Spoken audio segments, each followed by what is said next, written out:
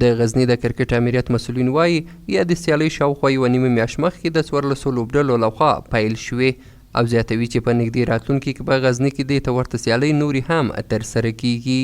په غزني کې د 14 لوبډلو ترمنځ له تېرې یوه نیمې میاشتې را په دې خوا پیل سوې وې چې نن یې پایلوبه د مرحبا او د قلعه جوز لوبډلې ترمنځ ترسره شوه چې قلعه جوز لوبډلې وکولی شول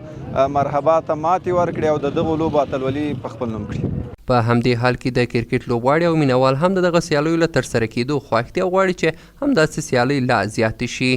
یا ځوانان له اسلامي امارت نه غواړي چې د دوی لپاره معیاري لوبغالی جوړ کړي. از 14 تیم فقط 2 تیم بود که تیم قلعه جوز و مرحبا با فاینل را پیدا کرده بود و بهترین بازی شد که قلعه جوز 300 تارگت برش ماند و تیم مقابل که مرحبا بود 240 رن دویش کرد دیگه بازی را از دست داد. د غزني دولتي چارواکو خصوصا والي صاحب او ځینو نورو چارواکو څخه مو هیله دا ده چې د کرکټ د رسمي لوبغالي په برخه کې له موږ سره مرسته وکړي چې تر څو وکولی شو په غزني ښار کې موږ د نورو ولایتونو په شانتې یو غوره او رسمي لوبغالی ولرو.